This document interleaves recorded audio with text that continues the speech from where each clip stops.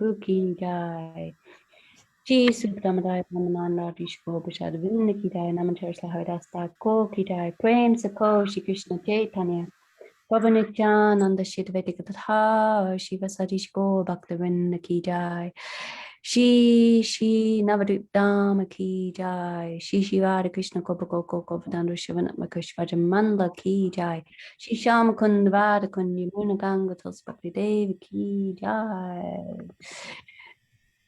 Shi Jagannath Baldev Bajishdarshan Ju ki jai. Shi Nishing Bhagavan Bu ki jai. Bhaktavash Blad Maharaj ki jai. Charadam Charasamada Charachari ki jai. Shi Harinam Sankirtan ki jai. Nantakoti Vaishnava Vrinda ki jai. Samakata Bhakta Vrinda ki jai. Shi Nitai Go Premanandi Hari Hari Bol. And today it's also Shrimati Sita Devi's appearance day. So Shrimati Sita Devi ki jai, the consort of Sri Ramachandra, and also the appearance day of Janava Devi, the consort of Nityananda Prabhu, and the disappearance day of Shrimadu Pandit Prabhu, of course. So, ki jai to them. So we can start with, is Krishna Priya there? Is your camera on? Yes, jai. Okay. So you're going to sing one beautiful bhajan. Which one? Okay. Yeah, Gurudev Kripa Karke. You can hear me okay? Yeah. Okay. You can. All right. One moment. Sorry. Here we go. Spinning the page.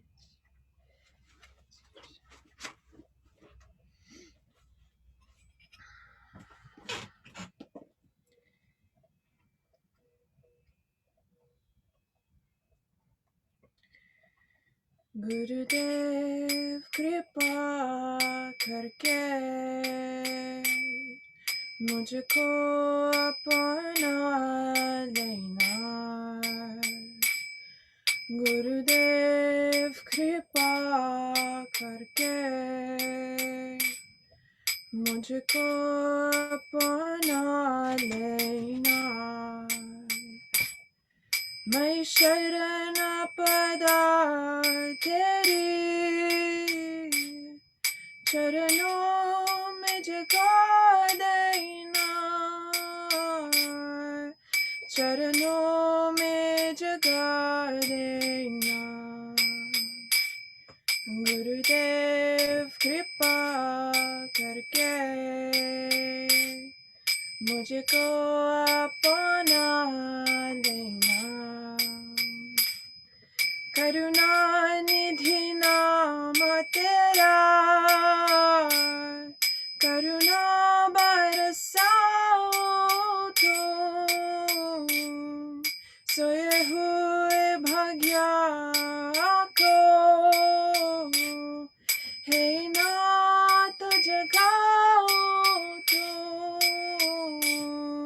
हे नाथ जगाओ तुम मेरी नाव भंवारा डोले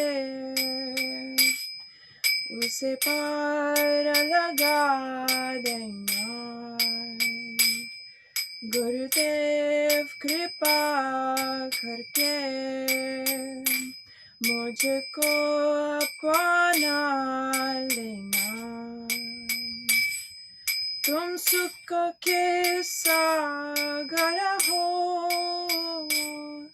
भक्ति के सहारे हो मेरे मन में समाये हो मुझे प्राणों से प्यारे हो मुझे प्राणों से प्यारे हो गुरुदेव कृपा करके मुझको अपना लेना तुम सुख के सागर हो भक्ति के मेरे मन में समाये हो, मुझे प्राणों से प्यारे हो, मुझे प्राणों से प्यारे हो। निकमाला जपो तेरी, मेरे दोष भुला देना। गुरुदेव कृपा करके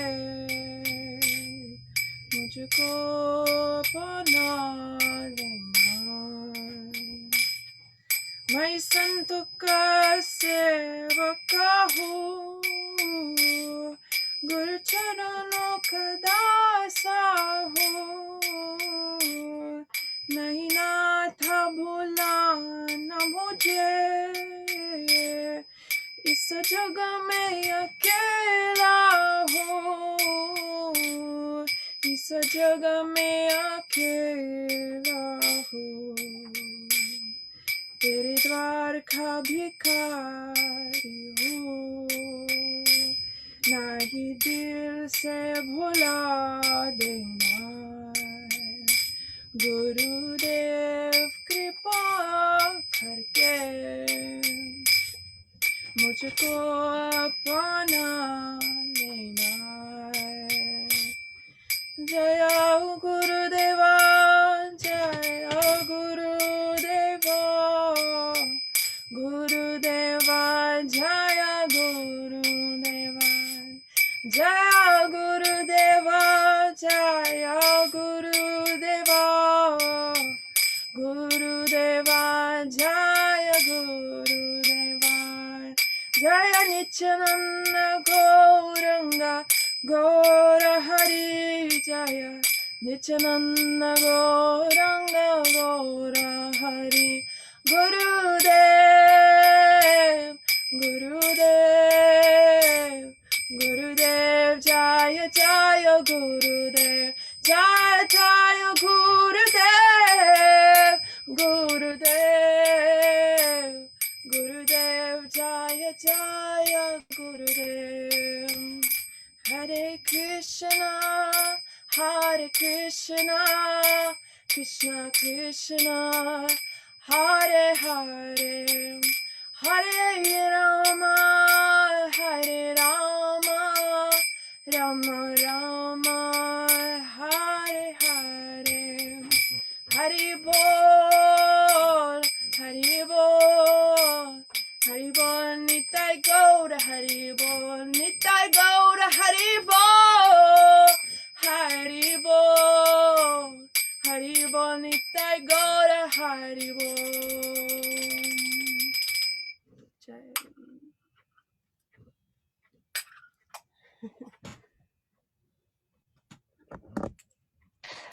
Thank you so much, Krishna Priya Didi. Very, very nice bhajan. Very beautiful Hindi bhajan. Okay, so we can start to say my pranam mantras.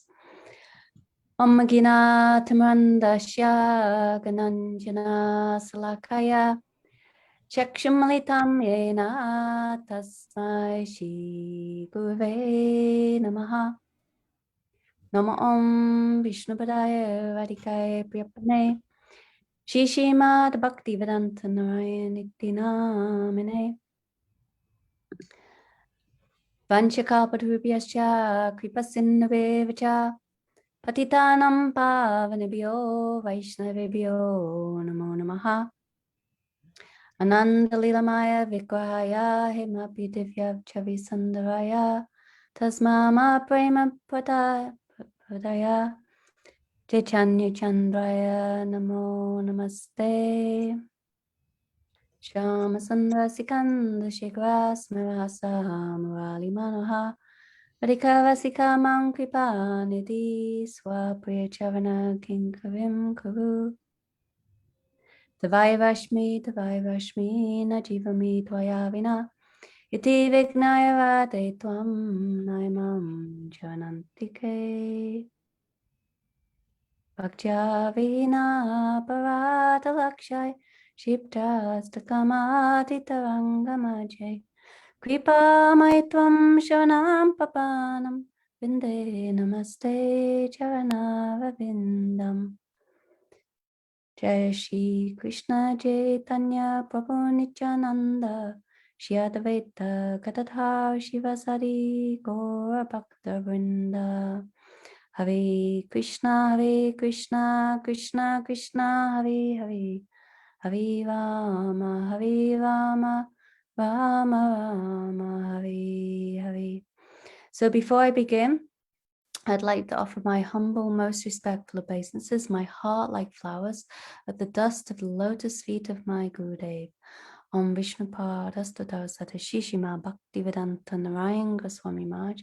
And at the same time, I offer my humble, most respectful obeisances to the lotus feet of my Param Gurudevs, Nityalila Vishnu Vishnupada Astadasata Shishima Bhaktivedanta Swami Maharaj Prabhupada, and Nityalila Vishnu Vishnupada Astadasata Shishima Bhakti Pragyan Keshava Goswami Maharaj, and to all Vaishnavas and Vaishnavis, all assembled devotees here, I offer my Dandavat pranams.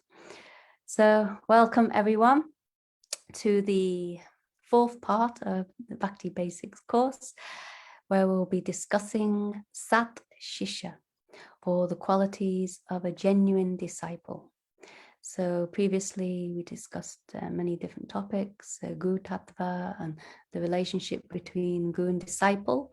And today we'll discuss especially about the disciple and what are the qualities that make a disciple qualified, genuine.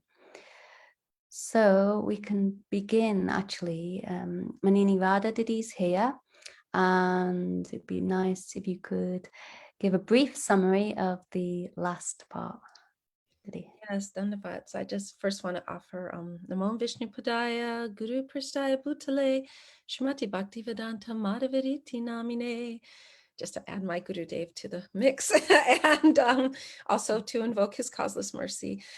So last time we were talking about the Guru-disciple relationship, and really the vitalness of this, because without Gurudev, we cannot realize our Swarup or Krishna. So we need Guru for that.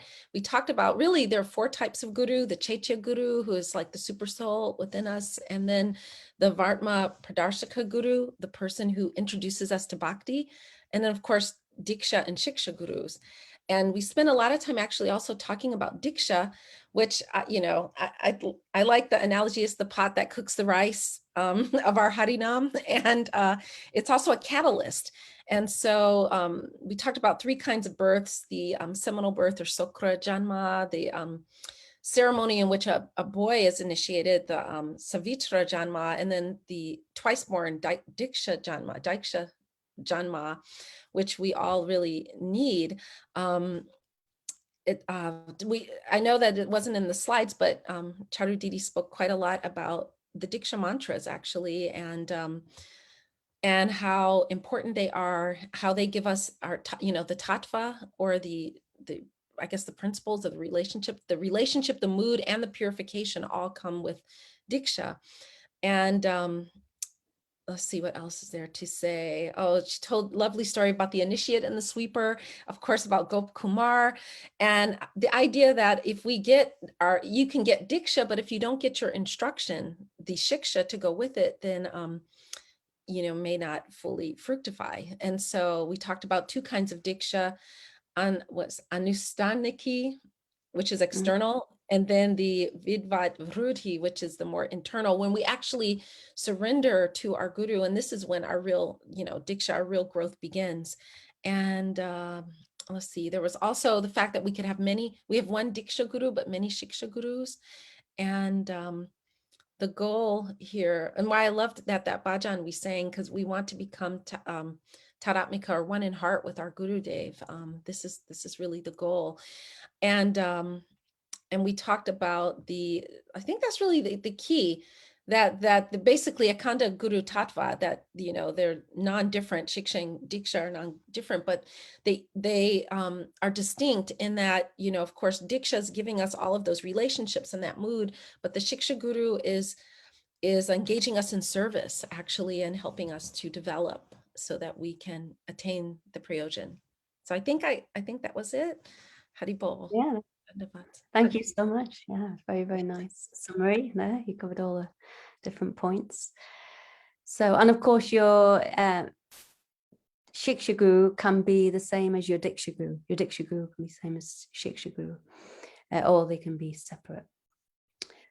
So let's begin today. The slides. Krishna Predidi.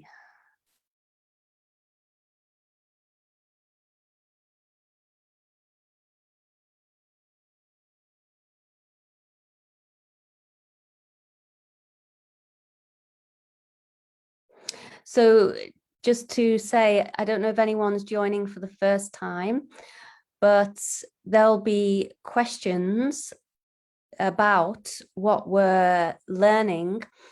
And, you know, maybe after 4, 5, 6 slides, then Kuna Maididi will ask a few different questions, and anyone can answer those questions. And if you want to answer, you can put your hand up so we see. And then please come on video if it's possible. That would be very helpful. Okay, so Bhakti Basics Part 4, we'll be discussing the qualities of a genuine disciple, Sat Shishya. And if there are any questions during, then please write them in the chat, and Kunamai Didi will see those questions and we can address them at the end if it's possible. And if someone has to leave early, then, you know, I guess you can ask before. Okay, we can go on to the next slide, please. Okay, so we'll start with this question: can a guru ever be rejected? I wanted to discuss this because I meant to discuss it before, but I didn't get around to it. So I thought it'd be nice to just touch on this, at least, to try to understand this point. If one's accepted a guru and then later finds out, oh, this guru is not quite what I thought he was, or he doesn't seem to be so qualified, can that guru be rejected? So we'll look at this. So first, Pratipadya gurumyastu mohad vipratipadyate sakalpa kotanarake pachyate purushadama. So this is from Hari Bhakti Vilas, means any person who has once accepted a bona fide guru and then, due to illusion, rejects him may go to hell. So it seems from this verse that a guru can never be rejected under any circumstances. But it's no doubt true of a bona fide guru who's free from self-interest, who's learned in the scriptures, and has pure devotion for the Supreme Lord. But what about a false guru? So is a disciple allowed to reject a guru who seems to be a false guru? Yes, the answer is yes. That actually in scriptures it's stated clearly that it's the duty of an aspiring devotee to abandon such a false guru. And here's an example. It said, Guru nashashat svajano nashashat. This is one verse from Srimad Bhagavatam, 5th canto, and explains that one who cannot deliver his dependence from the path of repeated birth and death should never become a guru. But of course we see so many different types of gurus, but there are examples of different people and different disciples in the past who have rejected their gurus for good reason. And these examples can be found in scriptures. So one example is that of Bali Maharaj. So we know that Bali Maharaj, he was Prahlad Maharaj's grandson, and his guru was Sukracharya, who was guru of the demons. And so this guru, Sukracharya, became averse to Vishnu. Therefore, Bali Maharaj decided to give him up completely. And of course, Prahlad Maharaj himself, who did he reject? He rejected his father. His father in Vedic culture is like guru. So he rejected Hiranyakashipu. Why? Because he was a demon, and he was completely averse to the Supreme Lord, Vishnu. And who else? Vibhishan. Vibhishan, it was a brother of Ravan. And of course, the older brother, he's like guru. And so Vibhishan, he completely rejected Ravan and Kumbhakarna and all his other family members. Why? Because they were completely against Ramachandra, the Supreme Lord Ramachandra. So Vibhishan, he accepted Ramachandra as his very life and soul. And other example, also Ramachandra's younger brother, Bharat. Bharat, he rejected his mother, Keikei. Why? Because he felt that she was the cause of Ramachandra being exiled to the forest for 14 years. So he gave her up and never spoke to her, actually. Many examples. Also, Srila Krishnadas Kaviraj Goswami, he rejected his brother because he felt he'd made an offense or supported an offense that was made to Nityananda Prabhu. So like this, there are so many examples in scriptures of those who've rejected the gurus. So we can go on to the next slide, please.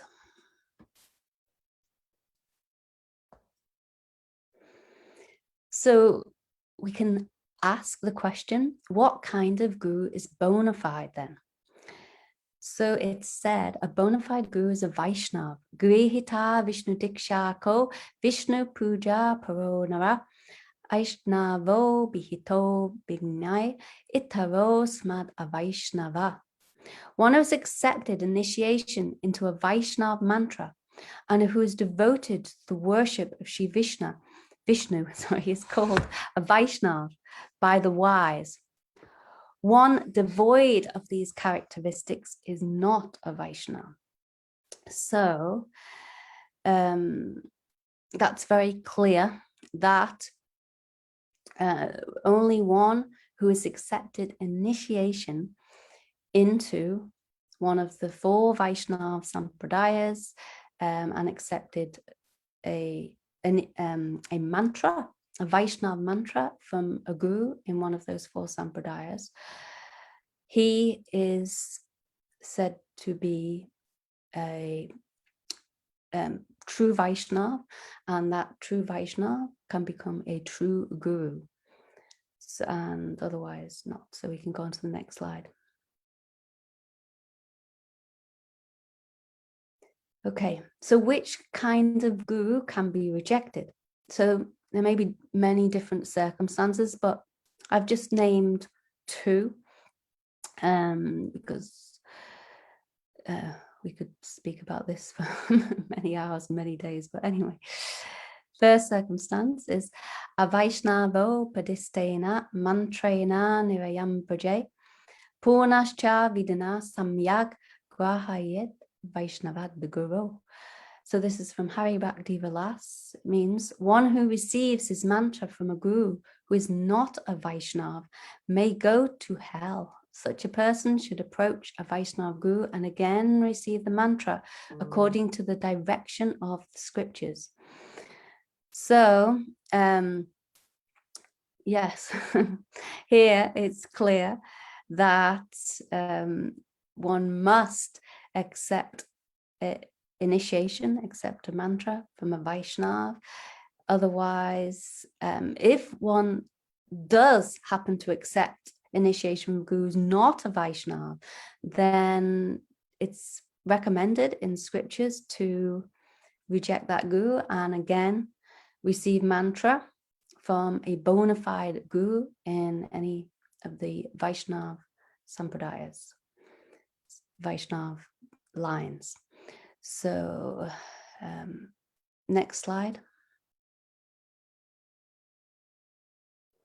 Okay, so the second circumstance in one to which one can reject one's guru. It says it's the duty of a disciple to reject a guru who loses his way. So this verse comes, Guru avilatasya karya karyam ajanata utpata pratipanasya parityago vidiyate. So one should reject a guru who is arrogant, who is unable to discriminate between what is to be done and what is not to be done, and who has deviated from the proper path. So, if an aspiring devotee takes shelter of a guru who's kanishta, neophyte, Vaishnava, he's definitely not a Uttama Adhikari Vaishnava or Maha Bhagavat Vaishnava, then what can happen is later lust and material desires can enter the heart of that neophyte guru, and then he can become attached to the worship of his disciples and attached to the comforts that they provide, and this actually may even later lead to fall down, and the guru may end up even leaving the path of bhakti. So Jiva Goswami, he states that if such a guru falls down in this way, then the disciple should respect him from a distance and accept spiritual guidance elsewhere. And also, Srila Narahari Sakar Thakur, he's advised that a disciple shouldn't immediately reject the fallen guru, but should reproach him in a secluded place for his improper behavior. And, he should tell that guru, this is not correct, this is not good. And if that so-called guru doesn't change his ways and remains averse to bhakti, then the disciple is advised to simply reject him. So also, if a neophyte guru is overcome by pride and he starts thinking himself equal to an Uttama Adhikari Vaishnava and begins criticizing and disrespecting other Vaishnavas, then one shouldn't follow him. Moreover, if such a guru envies Vaishnavas and who are more qualified than him, and even prevents his disciples from receiving any guidance from such high-class Vaishnavas, and that guru also abandons the path of bhakti, then under that circumstance, the disciple can no longer consider that guru proper Vaishnava, and he can reject him. So different examples are there. And Srila Bhaktisiddhanta Saraswati Thakur has said that if one fails to abandon such a guru, then he will incur sin and deviate from the path of bhakti. So one shouldn't think that, okay, under no circumstance can I reject my guru. And this is like just sentimentalism. We shouldn't be sentimental. So in all circumstances, we should always be alert and always try to understand, is my guru following properly? And if not, then in any such circumstance, the guru should be rejected. Why? Because if a disciple is taking seriously this goal of, this very high goal to attain pure devotion, Krishna prem, love of God, to attain the spiritual world, to attain Goloka Vrindavan, then one must be very, very careful on this path, careful to accept a bona fide guru, and careful also if that guru that's been accepted is really bona fide, is really qualified. And if not, then you can see under those circumstances if that guru should be rejected. So a Sadguru should be accepted if in the case that one's guru has had to be rejected. Why? Because one should never be without a qualified guru. This is very important. You should always have that guidance. So next slide, please. So the unqualified guru will have to suffer the sinful reactions of his disciples. Ragni chamat yaja dosapatni papam svabhatari tata shishyajitam papam guru prapnoti nishchitam. So this is from Hari Bhakti Vilas, and it means the faults of a counselor fall on his king, and the sins of a wife fall on her husband. In the same way, a guru acquires the sins of his disciple. That is for certain. So there's been warning in scripture that a guru shouldn't initiate persons who are lazy, agitated, envious, proud, attached, materially attached, greedy for sense enjoyment, degraded, sinful, or those who have fallen from their vows, fallen down, or a disciple who can't bear to follow his guru's instructions. So that kind of disciple, or the bona fide guru, shouldn't accept, or if he has, then that disciple can be rejected also, because there are disciples who are unfit, unqualified. So however, a Maha Bhagavat Vaisnava once burns the sins of his disciple to ashes when he gives diksha, and therefore will never be affected by those sinful reactions. So a neophyte guru will take on the sinful reactions of his disciples, and that can actually lead to his fall down.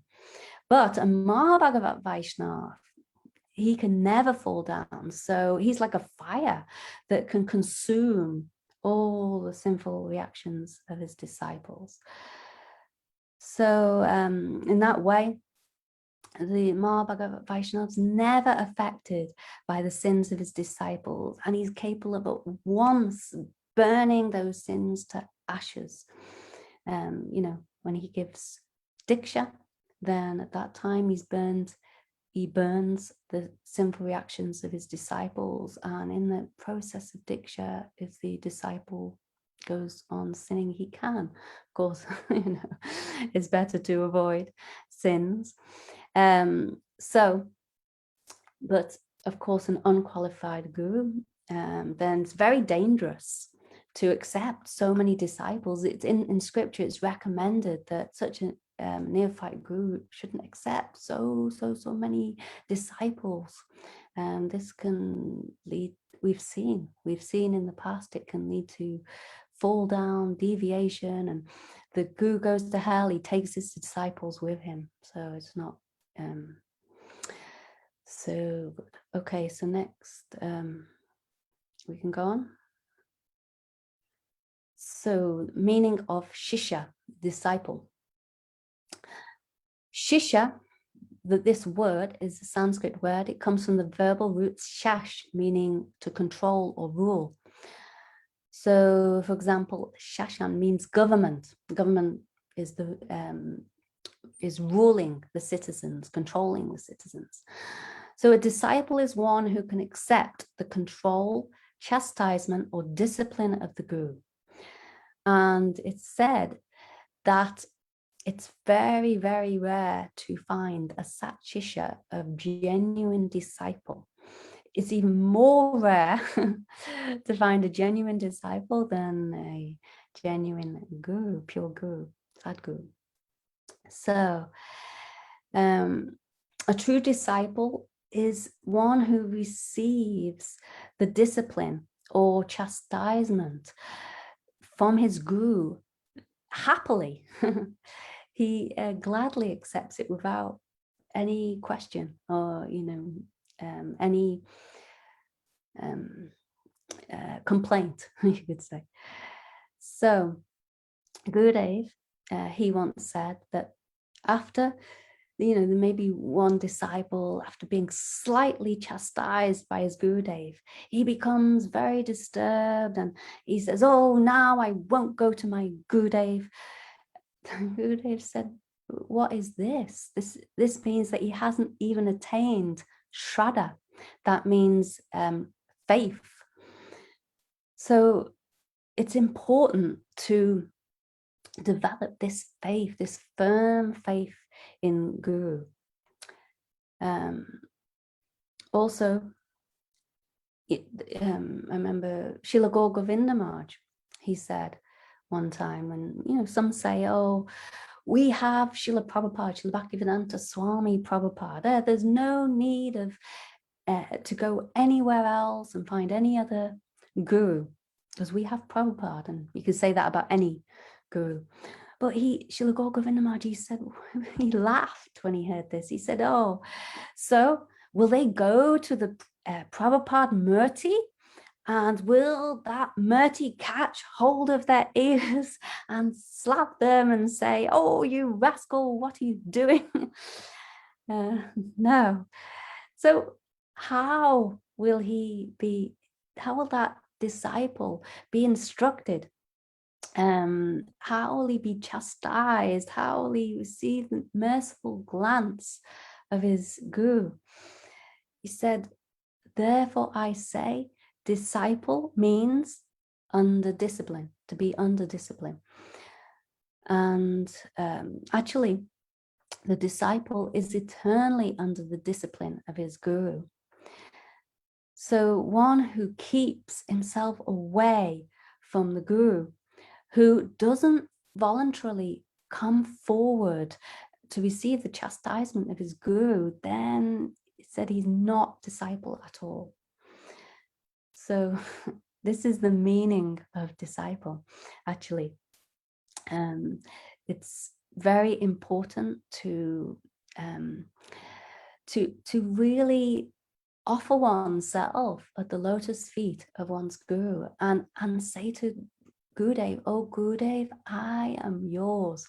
And later, that disciple, as he develops, he will say, oh Gurudev, I am yours and you're mine. Like this, you'll have mamata, a sense of possessiveness for his guru. Okay, so we can go on to the next slide.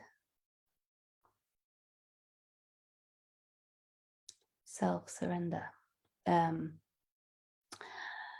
So, tadvijnanatam sagum eva bhikachit samit panishrotyam brahmanishtam. This is from Mundaka Upanishad, very well-known verse. To understand transcendental knowledge, one must certainly approach a guru with firewood in hand. Such a guru will have complete knowledge of the Vedas and be completely fixed in the absolute. So, this verse is very similar to the verse also, Tasmad Gum Papajeta Jignasho She Uttama Shabdi Parjanishnatam Brahmana Passamashrayam. We went over that verse, I think, in the Guru Tattva session. So it Tasmad, therefore, or in this, in order to understand transcendental knowledge, if one wants to progress on the path of bhakti, devotional service, then he must approach a bona fide guru to attain knowledge. So who will approach a bona fide guru? When one's understood that this material life, material advancement, then this is completely futile. So in this world, we see that people are running after material sense gratification, and it's being promoted wherever you look. If you switch on the TV, you could see advert upon advert on the internet also. If you read so many books, you see that this is the goal for a materialistic person. But when one comes to understand actually this goal is completely futile, it's a complete waste of time, it will not bring any happiness or any satisfaction, then at that time one will approach a bona fide guru to attain transcendental knowledge. Like in the material world, if you want to attain any kind of knowledge, like you want to learn the art of music, then you'll have to go and find a musician. And without finding such a teacher, then it's not possible that one can learn the art of music. In the same way, if one wants to become a doctor, then that person will have to undergo so much learning, training, under the guidance of a medical practitioner. That person will not be able to learn simply from a book. If, for example, you have to go for some surgery and you're in the operating theatre and the doctor comes and he says, "Oh, okay, yes, I'm ready to perform this operation, but I just want you to know one thing. Actually, all my knowledge has come from books. I only have book knowledge, and everything I know has been learned in the books I've come across, and actually I've never had any personal training whatsoever. I've never learned under the guidance of any medical practitioner." And okay, but anyway, if you heard that, what would you do?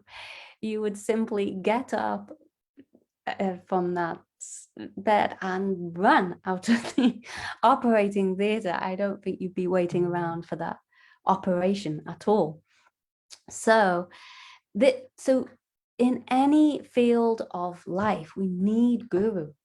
In, of course, the material field, but what to speak of in transcendental subject matters, we definitely need a guru to understand transcendental knowledge, to get that personal training. A guru can guide every step of our way. So otherwise, it's not possible to know anything about the transcendental realm without such guidance. So, like, for example, Dhruva Maharaj, he performed hard austerities in the forest. We know, 5-year-old boy. And he was very determined. He went to the forest and performing all kinds of austerities that even adults couldn't do. But what happened when Lord Narayan saw this little boy performing such austerities? He said, oh, I must send my dear devotee. So he sent Narad to him. And this is Sadhguru he sent. And if Narad Rishi had not been sent to Dhruva, it's said that Dhruva would never be able to understand who is Narayan. He would never be able to recognize him when he appeared. And actually, it was Narad Rishi who gave Dhruva the process to understand God and to how to see God. So this is very important to get guidance from Sadhguru. And what does it mean by firewood? So here in this verse, one must certainly approach a guru with firewood in hand. What is that firewood? Actually, this represents one's shraddha or faith for the yajna, the fire sacrifice of self-surrender. So it seems strange, firewood, doesn't it? When we approach a guru nowadays, should we find some firewood? And actually, in the past, gurus would always perform fire sacrifices. So in that way, the disciples, they would always be sent to find firewood for the sacrifice that their guru was performing for the benefit of all. But nowadays, that's not taking place so much. So maybe the disciple can bring money or any other things that the guru can utilize in his service to Krishna for the benefit of all. And when the disciple is carrying firewood or carrying money, then he's feeling in his heart actually so much faith in his guru that, oh Gurudev, I must always obey you. And I have faith that you will certainly liberate me from this world. So this is what it means by firewood, shraddha, faith. So we can, oh yeah. In a yajna, the words Namaha and Svaha are used. So Namaha means not me. Means giving up all material designations that are illusory. And Svaha is the Svaha, we hear this, the offering of oneself, one's heart and one's very life to the guru. So I think the next slide, it must be questions by now, maybe. Okay. Right. Maybe after this. Sharanagati or surrender first begins with surrender to Guru. So, Trayashvo Bo Jagannatha Guru Samsara Vani Na Dagmam Mam Kaladastam Chatwam Maham Saranam Gataha. O Gurudev, master of this world, seeing that material existence is like a blazing forest fire which resembles the devouring teeth of Yamaraj, the god of death, I take shelter of you and appeal to you for deliverance. So there's another translation to this, very nice translation. It means, O Gurudev, master of this world, please save me. Please save me who am bitten by time and burning in the flames of repeated birth and death. I surrender to you and I take shelter of you. So similar meaning. So what does it mean to take shelter of the Guru? Well, we know the 6 divisions of Sharanagati means surrender towards Shri Guru, or well, actually towards Shri Krishna, but you can say that they're also towards Shri Guru. So firstly, we accept those things that are favorable for Guru Bhakti. So what is favorable for Krishna Bhakti or Guru Bhakti? that is in Srila Rupa Goswami Pad, is explained in Shiyupadeshamrita. This third verse, Utsahan Nishtayadaryat Tat Karma Pravatanat, that we should have enthusiasm to follow different limbs of bhakti, and we should have like firm faith and also fortitude and patience in following all the limbs of bhakti. Also, we should reject those things that are unfavorable for Guru Bhakti or Krishna Bhakti. So what's unfavorable? The first two verses of Upadeshamrita, the Nectar of Instruction by Srila Rupa Goswami, is Atyahara Prayashascha Prajalponi Magraha. And also, sorry, that's the second verse. The first verse is Vacho Vegam Manasukroda Vegam. So Vacho Vegam Manasukroda Vegam means one should control the impetus to speak, the agitation of the mind, the onset of anger, and also control the tongue, belly, genitals like this. And if one is really endeavoring to control all the mind and senses, why? For the service of one's guru, to please one's guru, then that is really a true disciple. Also, Achihara Priyashascha Pajaboni Magra, that disciple's not eating more than necessary, he's not collecting more than necessary, he's not performing any endeavors that are opposed to bhakti, he's not engaging in useless mundane talks and so on. So like this, he's rejecting everything that's unfavorable for his service to his guru, and he's considering, like one considers Krishna our only protector, and he's considering, oh, my Gurudev is my only protector in all circumstances. He's accepting Guru as his own, sole maintainer, and completely submitting himself to Shri Guru. Also cultivating an attitude of genuine humility towards him. So these are the attitudes to which the true disciple, the genuine disciple, takes on in relation to his guru. And in this way, he's fully taking shelter of his guru, fully surrendering to his guru. So we can go on to the next.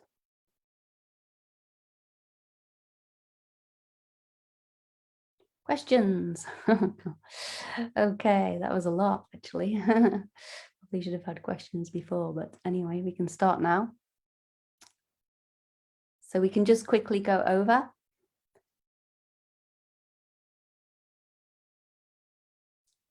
Okay, so can a guru ever be rejected? So this is in one verse, it says, actually, one should never reject one's guru, otherwise you may go to hell. But there are circumstances, and there is examples in scriptures that we see different disciples rejecting their gurus because those gurus cannot deliver them from the path of repeated birth and death. So next one. So Bonafide guru is a Vaishnava. One who's accepted initiation into a Vaishnava mantra and devoted to worshipping Shri Vishnu or Krishna is called a Vaishnava, and otherwise not. Okay. So which kind of guru can be rejected? The first circumstance is this: if your guru is not a Vaishnava, simply. Yeah, so if he's received his mantra from a guru who's not a Vaishnava, such a disciple has received mantra from guru who's not a Vaishnava, then this very dangerous, even said, can go to hell. Such a person should then approach a Vaishnava guru and accept initiation from him. And then next. Okay, and even it's the duty of a disciple to reject a guru who loses his way, so becomes deviated in some way, Maybe he has a fall down. Maybe he becomes overcome by pride and becomes arrogant and thinks himself equal to superior gurus, like gurus. He's become covered. He doesn't understand what's to be done, what's not to be done. And he's deviated, and then of course he can cause his disciples to deviate also. So next. So the guru can acquire the sins of the sinful reactions of his disciple. So then, you know, we have to be careful. If someone becomes guru, then that guru should be qualified. Otherwise, if he's neophyte guru, he can start accepting so many sinful reactions and, of course, fall down because. But Maha Bhagavat Vaishnava, this isn't the case. He doesn't accept. He can burn those sinful reactions very easily. And the next. So a disciple is one who can accept the control, chastisement, or discipline of guru. That's the meaning of disciple, Sisya. But very rare to find as such a pure, a genuine disciple. So the absolute reality becomes accessible to us only when we take shelter of the lotus feet of the spiritual master, and when, surrendering ourselves fully to the spiritual master, we make service to Krishna, our life and soul. Next. So self-surrender. To understand transcendental knowledge, one must certainly approach a guru with firewood in hand. Such a guru will have complete knowledge of the Vedas and be completely fixed in the absolute truth. What firewood means represents faith. And for what? The yagya, fire sacrifice of self-surrender. What's the meaning of Namaha? What's the meaning of Svaha? Not me. Giving up all material designations that are illusory.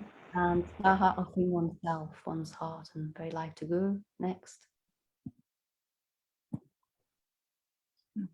And this is very beautiful prayer. I'm taking full shelter of Guru, not the meaning of to take full shelter of Guru. Okay, accept, rejecting, unfavorable for Bhakti, Guru Bhakti. And then we can go on to the questions now. Hi, Krishna. Krishna Priya Didi, could you please make me co-host? Yeah, give me 1 second. Thank you. Then we can, then I can help with muting people who have their microphones on. Okay, great, thank you. Okay, so we get to do questions. Yay, so if you'd like to answer, please do. And raise your hands, and then you can answer the question. The first question is, what kind of guru is Bonafide? Would anybody like to answer? Manini. A bona fide guru is a Vaishnava. A Vaishnava who is fully real in all of the tattva and all of, you know, who's fully realized. That's my understanding. Yeah, very good. Perfect answer. Number 2, under what circumstances can a guru be rejected? Anybody? Manini. Yeah. Hello. Hare Oh, Krishna. Someone else wants to answer. Hare Krishna. Who's that? Hare Krishna. Yeah. Would you like to? Oh, there you are. Mm-hmm. Hare Krishna. Hare Krishna. Yeah, Hare Krishna. Yeah. Dandavat pranam to everybody. Hare Krishna. Yeah. Oh, actually, what kind of a guru is rejected? That is the question, isn't it? Yeah. What kind of guru can be rejected? Yeah. Under what circumstances? Yeah. Under what? Actually, one who receives the mantra diksha from a guru, he is not actually Vaishnava, and that disciple may go to hell also. Such a person approach in Vaishnava guru and receive again the mantra according to Vaishnava line. Yes, that's correct. Very good. And in the second Thank you. circumstance? What kind of guru will have to suffer the reactions of his No, disciples? before there was one more circumstance, What which circumstance? a guru can be rejected that Okay. he didn't mention, which is the second circumstance. Oh, yeah. So, can I say? Yes, please, Yeah. yes. So one must reject a guru actually who is arrogant Mhm. and who is actually who does not know about the absolute truth, who is unable to discriminate what is wrong, what is right, and I mean what is to be done, what is not to be done, and who has deviated from proper path. Yes, yeah. We should reject Maybe those type of guru. that's correct. Yeah, maybe he's fallen down. Yeah. Maybe he's deviated philosophically also, you know, like Yeah. this. Yeah. Just Mental. Yeah. you should reject. That's very good. Thank you. Thank you. So number 3, what kind of guru will have to suffer the reactions of his disciple? Manini? An unqualified guru or a neophyte guru who doesn't have the power to deliver us from to burn up our sinful reactions will have to suffer them. Mm-hmm. That's correct. And what kind of guru won't? I mean, this is the opposite, but what kind of guru won't have to suffer the reaction?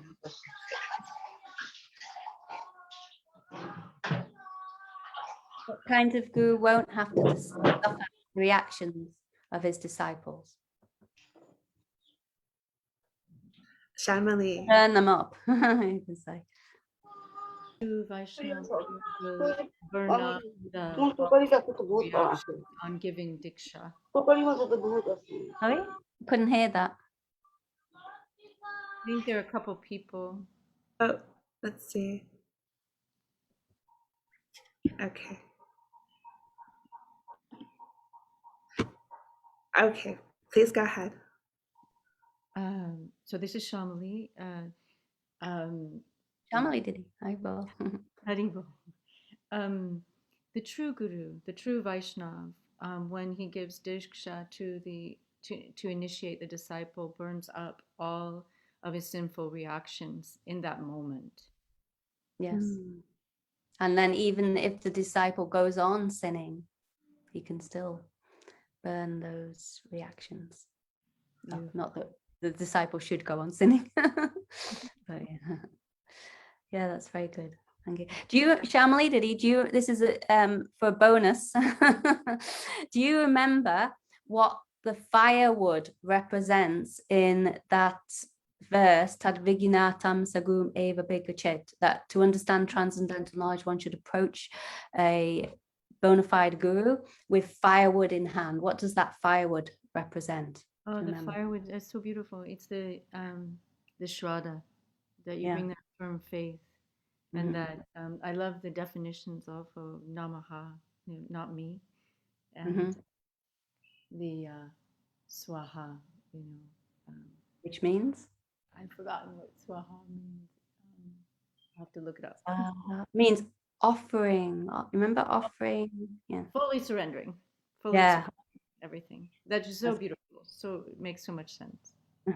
Offering one's very self. So whenever actually we're we're taking part in a fire sacrifice, then and we're saying Svaha, so we can think there's so many mantras going on in that fire sacrifice. So the mantras to Krishna, Srimati Radhika, to Satchidananda Gaura Hari, Chaitanya Mahaprabhu, to Guru. We can think, oh, we're offering ourselves, our very selves, we're offering very heart, souls, life, and everything like that. Very important to know the meaning. So that was the last question, I think, that you answered already. That's great. Is that right, Kunamai Didi? Just one more question after that. And what does it mean to take shelter of a guru? Manini. I've been trying to memorize this verse. It comes down to anukulyasya sankalpa, pratikulya varjanam, rakshisyatiti vishvaso goptritve varanam tata atmanikshepa karpanye. The six, which are the 6 limbs of Sharanagati or surrender, which are rejecting things that are or accepting things that are favorable, rejecting things that are unfavorable. For one's Guru Bhakti. Yes, it's really helping us to get toward Nishta in our Guru. But it starts with surrender and really doing it. And what comes to my mind, I don't remember the name, but I just recently heard the kata of the disciple who was told to go stop the water, and he couldn't do it with the dirt, and so he ended up laying his body. I was going to tell that. Please do, because I don't remember the whole thing, but I think that's such a powerful story. It's wow. Yeah, it is very, very nice. Okay, but yeah, that's what it makes me think of, though, to have that kind of faith where you can just, whatever order your guru gives, you take it on your head, you take it in your heart, and you try to execute that. Yes, very, very nice. Thank you so much. Okay. And was that the end of the questions? Karunamai, did he? Yes. Okay, we can go on. Jai.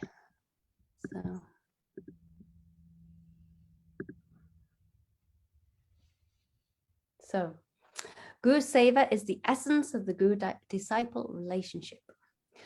Guru Shushushya Bhaktya Savalabda Panena Cha Sangena Sadubhaktanam Ishvaradanena Cha. This comes in the 7th canto of Srimad Bhagavatam. Is in Prahlad Charitra. So one must accept the bona fide Guru and render service unto him with great devotion and faith.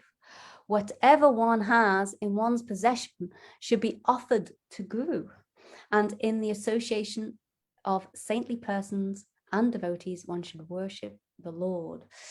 So there's many verses and even songs that we sing in relation to this, like Srila Bhaktivinoda Thakur in this beautiful song, Sava Shra Tomara Charane Sampiya.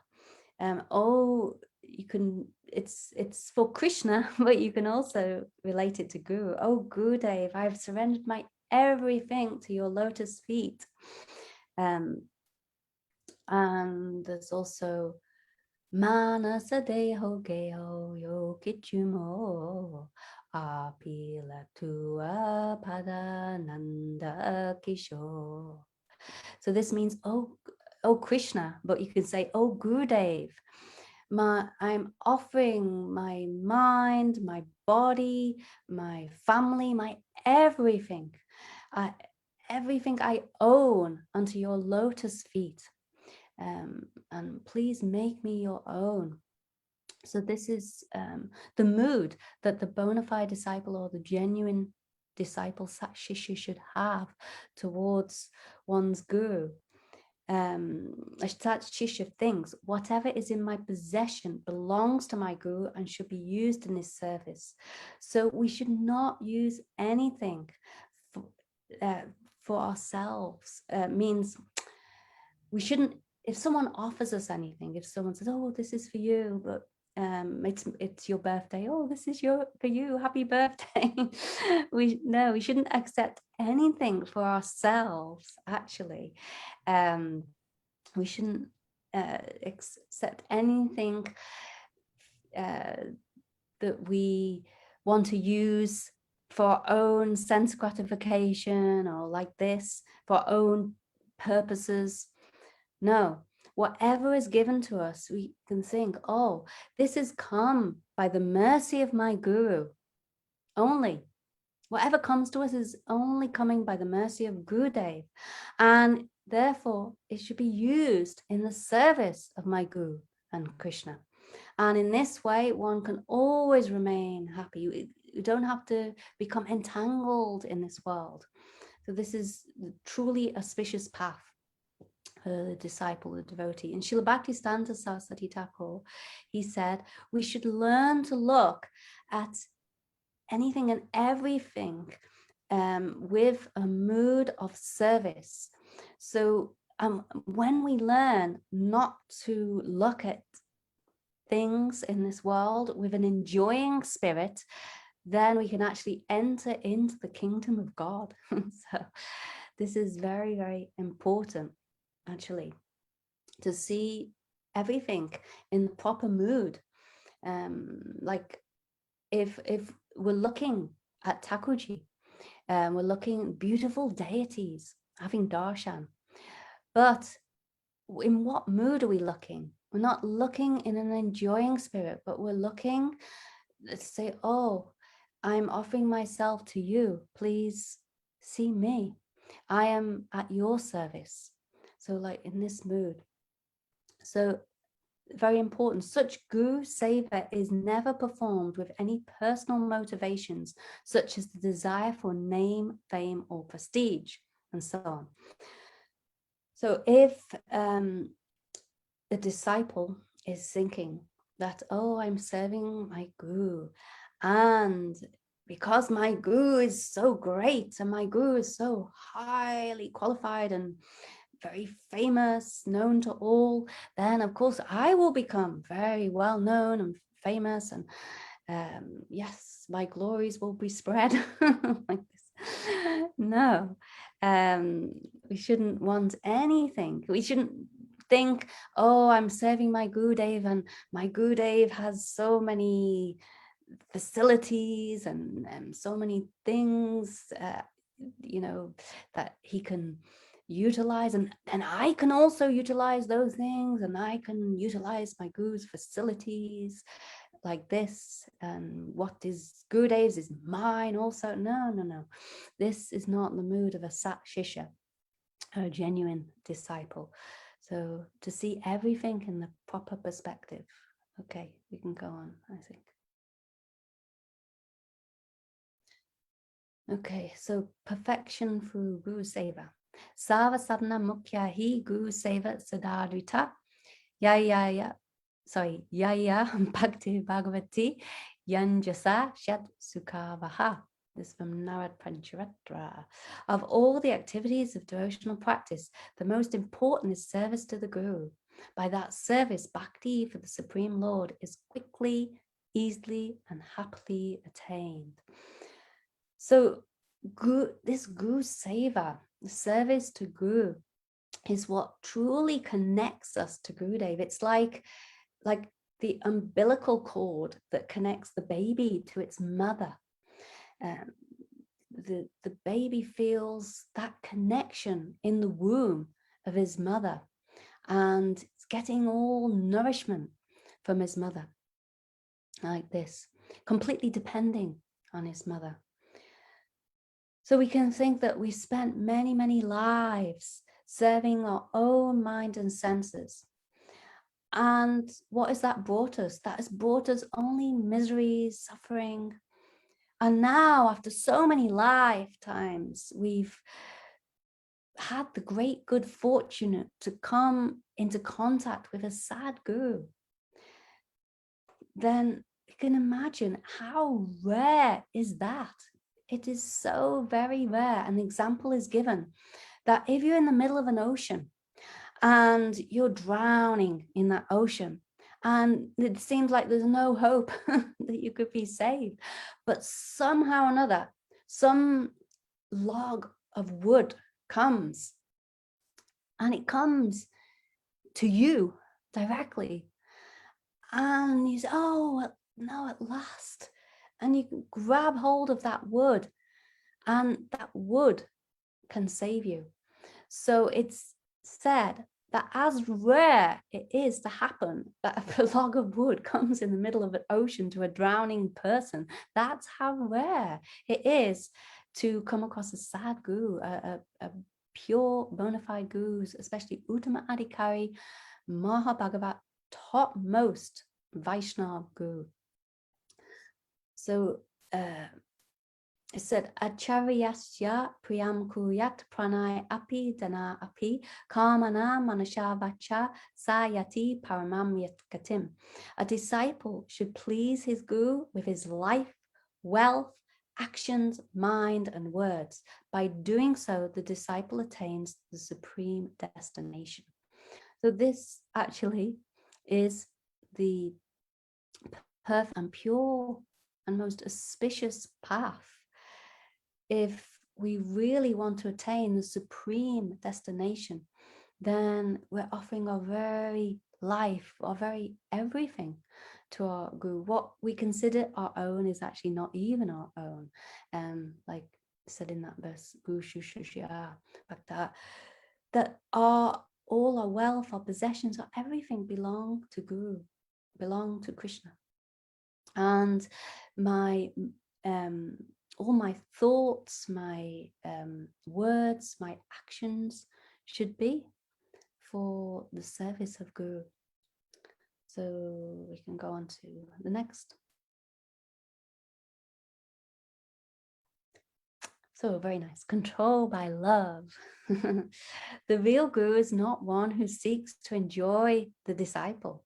Rather, he takes the love and energy of the disciple and offers it to his own Guru, which is in turn offered through the entire disciplic succession all the way up to Shri Krishna. So, so how does a bona fide guru see his disciple? He doesn't see his disciple as my property to enjoy for myself in any way, or what belongs to the disciple belongs to me and I can enjoy that property of the disciple. No, he takes the love, energy, everything that the disciple's offering to him, and what does he do? He offers it to his guru, who then offers it to his guru, and then to his guru, all the way to Shri Krishna. So Gurudev, there was one book that was compiled, I think it's called To Be Controlled by Love, and in that book he said something very beautiful. He said, in this world we don't want anyone to control us. Why? Because it's very painful to be controlled. Rather, we want to be free.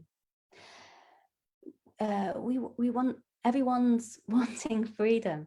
The other week I went on a Harinam, actually. It was during a march in London and everyone was chanting freedom, freedom. So everyone wants to be free and to be liberated like this. No one wants to be controlled by the government or by anyone. However, we can't escape being controlled by Maya. So even we're not controlled by the government, still we'll be controlled by Maya, the material illusory energy of the Lord.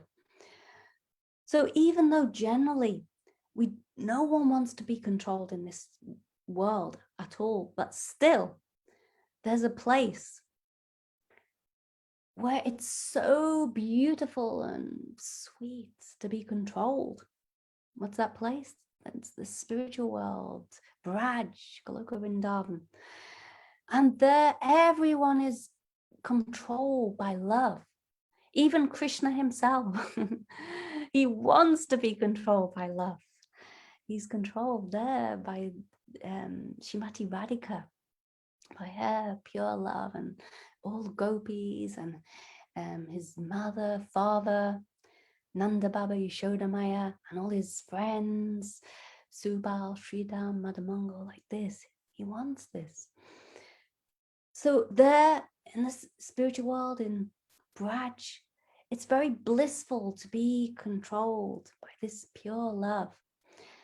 So we cannot imagine these loving exchanges. We've heard, of course, and our Gurudev's given us direct, you could say, description of what he's seeing and how the pure, beautiful, sweet, loving exchanges are going on in the spiritual world.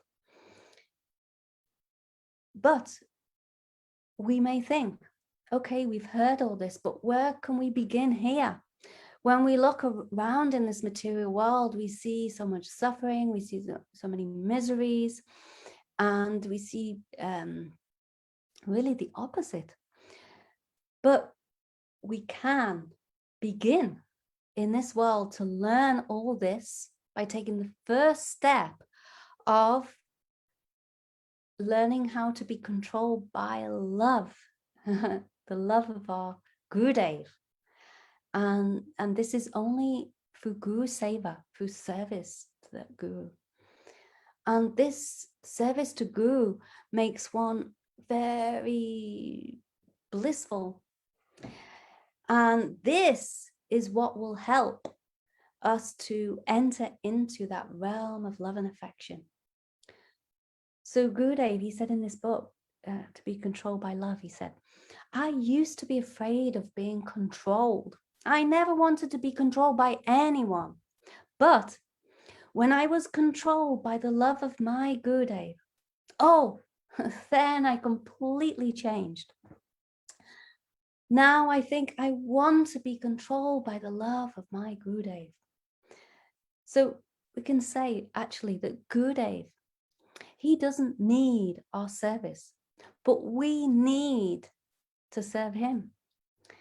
Because unless and until we serve our Gurudev, then we cannot really develop pure love and affection and a service mood towards Krishna or Radha and Krishna. So actually Gurudev is accepting our service, not for his own benefit, but for our benefit. So it said a disciple gives everything to Gurudev, and Gurudev gives his whole transcendental wealth, that is love and affection. Or Gurudev said like this. So a Sadguru controlled us not by force, but by love. And the disciple is joyfully engaged in the service of Guru, and he is drowning in an ocean of bliss in that service. So we can go on to the next. Okay, Guru is topmost mother, father, and friend. Sakala janame pita mata sabe paya. Krishna Guru nahi mile baje hoy. Say paramabandhu say pita mata. Shri Krishna charanaye prema bhakti datta. This is from Chaitanya Mangal, Majikand. So under ordinary circumstances, one's own mother and father are worshipable. But in every life and in every species, one gets a mother and father. However, it is far more rare to obtain Guru and Krishna. The spiritual master can bestow prema bhakti to those who have attained his mercy. Therefore, he is the topmost father, mother, and friend of everyone. So, actually, this verse was spoken by our Param Gurudev one time. Our Nityalila Liberation Vishnupadastata Shishima Bhakti Pragyan Keshava Goswami Maharaj, when he was a brahmachari. So once, Srila Prabhupada, as in Srila Bhaktisiddhanta Saraswati Thakur, his Guru Maharaj, when he was there in the mat, then a letter came from Vinod Bihari Brahmachari, that's our Param Gurudev's mother, and it was addressed to Srila Prabhupada, Srila Bhaktisiddhanta Saraswati Thakur. And in that letter, Param Gurudev, Vinod Bihari's mother, was pouring her heart out and begging Srila Prabhupada, please send my son home. I am very, very sick. I am dying on my deathbed, and I really need to see him before I leave my body. leave this world. So when Prabhupada read this letter, he called for Vinod Bihari and he told him the contents of this letter. And he said, oh, you should go home. So don't delay. You go home immediately. So then Vinod Bihari, he took leave. But what did he do? He didn't go home. He went to his bhajan kutir. And then later, the next day, then Srila Prabhupada, Bhaktisiddhanta Saraswati Thakur, he was looking and thinking, oh, I wonder if Vinod Bihari went home, and he found out, oh no, he's still in the mat. So then he sent a brahmachari to fetch him, and he came, and then Prabhupada said to him, oh, Vinod Bihari, why haven't you gone to your home? Why haven't you gone yet? And then Vinod Bihari said, oh, my mother, she loves me so much, and that's why I haven't gone. If on her deathbed, she says, oh, my son, I want you to stay here, and you should return home, stay here, and take care of the household. This is my last instruction to you. Then if I hear this from her, how can I disobey this last request of my mother on her deathbed? And then what will become of me?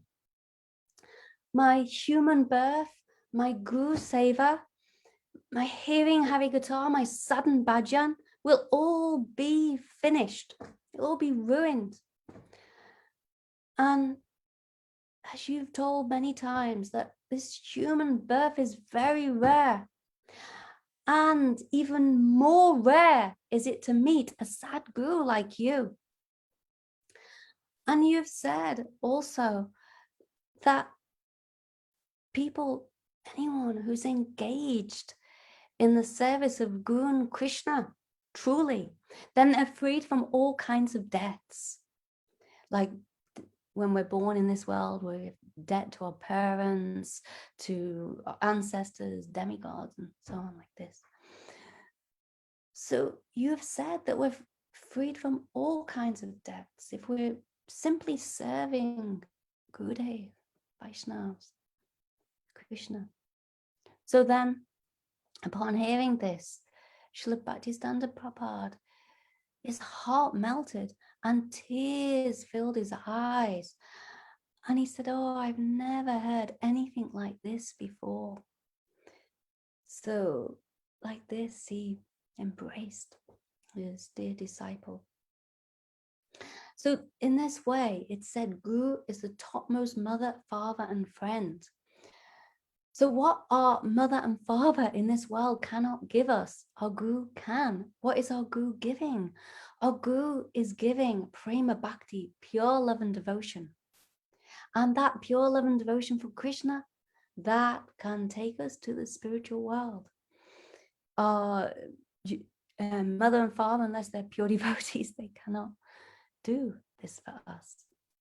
So that's why Guru is our real mother and father, our best friend, our life and soul, our everything.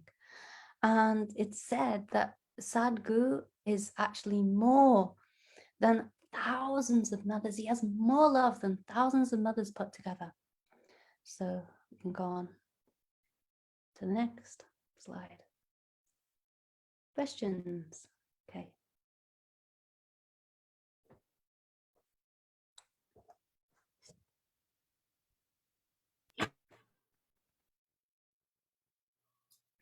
So Guru Seva is the essence of the Guru-disciple relationship. So this very well-known verse, Guru Shushya Bhakta Sava Labdha Panena Cha.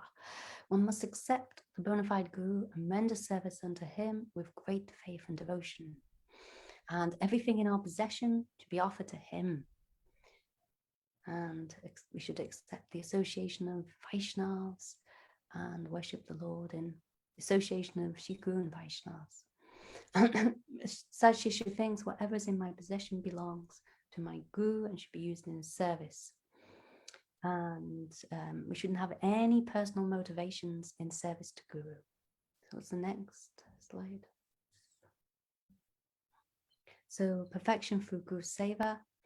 So the most important actually in spiritual life is Guru Seva, service to Guru.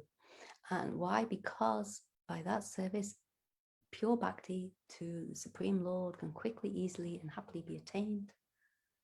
And therefore, a disciple should please his Guru with his very life, wealth, actions, mind, word, everything. And that way we can attain supreme destination. Okay, next. Control by love.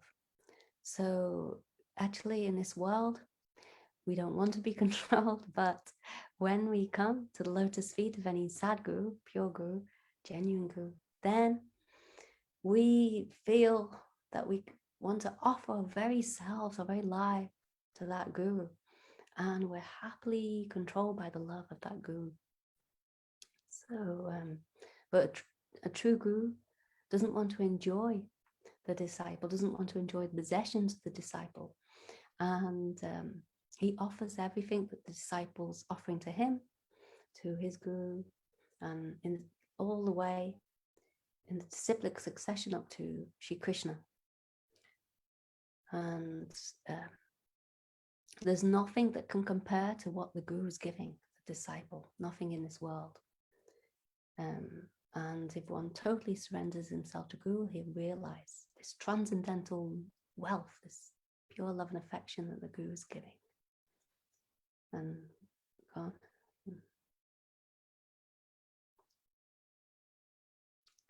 Okay, so Guru's topmost mother, father, and friend.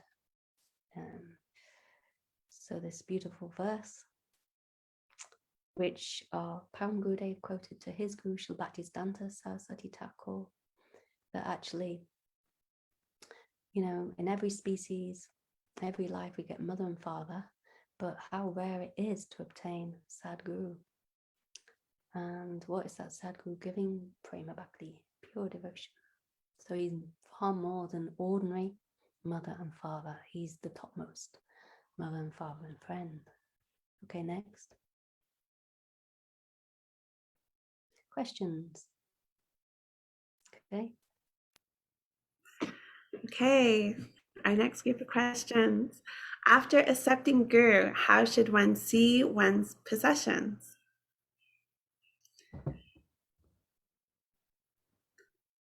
Manini. We should see that everything actually belongs to Guru and that we are just stewards of it or caretakers, and use everything that we can in service to our Guru Dev and our Guru Varga. Mm-hmm. Excellent. Yes. In what mood should one perform Guru Seva, and what is the result of Guru Seva? I just have to go a minute, so just you see if the answers are correct. Or Krishna Priya. In what mood should one perform Guru Seva, and what is the result of Guru Seva when it is performed? Anybody like to answer? Manini, thank you. Excuse me. The mood is one of service and surrender, that we don't go with an enjoying spirit, as she was saying, but we go like joyfully and in service. And the result is perfection. The result is that we attain the prayojan, you know, that we are able to really achieve what our Guru Parampara have achieved. Because that's the process, to my understanding, Haribol. How does the Guru accept the service of his disciple or hers?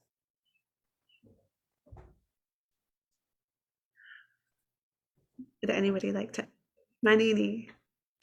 Does anyone else want to try? I was just gonna say they accept it like a mother, like I think that's what we said, like they accept it. I mean, it's loving. It's they're trying to give us everything. So, you know, this is like we can never repay. That's one of the things, we can never repay what Gurudev is giving us. So I think Gurudev accepts when we come, like, you know, humbly, like you said, with firewood, or like really offering our lives, you know, then they accept it with love. Mm-hmm. And the last question is, what is considered the top?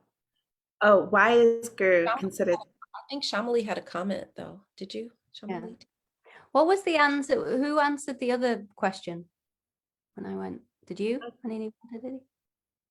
Yeah. Did she give the right answer? What did you say? I missed it. I'll let Manini. Which question, Charu Didi? The first question. Was it the second question when I had to go? We're on the third. We're now on the fourth question. Fourth question. The mood, I said, the mood is one of not of an enjoying spirit, but of like surrender, of, you know, offering everything. Yeah. Mm-hmm. And then the question as well was, how does the pure Guru accept the service of the disciple? Shamali, did he? Do you want to answer? You there? You're unmuted. Sorry. Sorry about that. I said the Guru accepts everything through love and affection. He, even if he were displeased, that is only done for our benefit, and the Sisya, or the true disciple, will accept that willingly. So the Guru controls through love. So. Yes. And Chara, did you want to add to that about how the Guru accepts the service of their disciples? He doesn't accept the service of the disciple through an enjoying spirit. So whatever's offered to him, he offers to his guru, offers to his guru, offers to his guru, who offers to... Yeah, that's what I want. And the last question for this group is, why is Guru considered the topmost mother, father?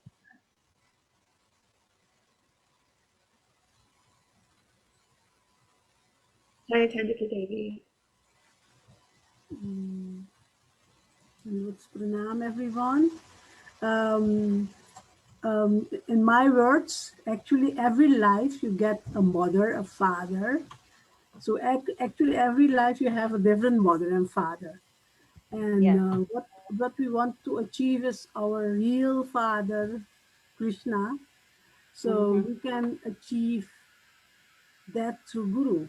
Guru can give you the prema bhakti. So actually, Guru is seen as the friend, the father. Mother, father, the friend. eternal mother, father, and you will achieve, through him you will achieve the Krishna prem, and go find the goal of your life, and stay in the spiritual world. Attain the spiritual world. Yeah. I'm sorry, I'm Dutch speaking, so if I can I can Dutch perfectly. Yeah, very so I'm clear. not so fluent as you are in English. No, very good English. Yeah. So yes, very good. Fine. Yeah, I think that's what Gurudev. Guru is. Let me see if I can look at my notes. He is. Yeah, it is. Yes, that was a good sentence. Every life, every birth, you get a mother and father, but it is very rare to get a guru. So once you have a guru, you have to He's so connected that he brings you to the spiritual world Yes, by very nice. serving him how well you can. My guru is very far from us, so I always wonder how can I serve him in the best way from this distance. We don't have a mutt here, so we have nothing from Gaudiya here. It's very difficult, and that we are with just a few of us. Most people are in ISKCON here in Suriname. So I want to once talk to Didi, Charachandika Didi. How can I serve? My guru is Vana Maharaj. I don't know if you know him. Yes, I know. What can I do from this distance more than just doing You this can serve Ravan? his Vani, his instructions. Yes, So, has he that's what. given you any personal instruction? Yeah. This is important. You know, if he's told you to chant, or if he's told you to discipline thoughts, or whatever it is. Yeah, like that. But we can discuss more about this at the end, because we've still got a few more slides and a few more questions. And he was coming every year, once a year he was coming to Suriname, but now due to Corona, he hasn't been here for a few years. Yes, I understand. Yeah, it's a very difficult situation. But, you know, keep in touch by writing. Yes, and following his programs on Facebook and so. Like that, yeah. And yeah, listening to his classes and everything. Yeah. Okay, let's move on now. Thank you so much. Very good. Talk more at the end. Yeah, and just to let everyone know, we have come to the last 15 minutes. So Charachandika, Didi, I'll let you. No, yeah, I want to cover guru-nistha and Vishvambhena Guru Seva, and then we'll finish the next few slides. Yeah. So okay, so we don't have any questions at the moment, so that's good. Yeah, let's carry on. Okay, guru-nistha is the backbone of bhakti. So guru-nistha means strong faith that my guru is not an ordinary mortal being. He is completely transcendental, and his instructions are coming directly from Krishna himself. So there are many examples of those in our disciplic succession, our Guru Parampara, who have had such guru-nistha. My own Gurudev, certainly Srila Prabhupada, Srila Bhaktivedanta, Swami Maharaj Prabhupada,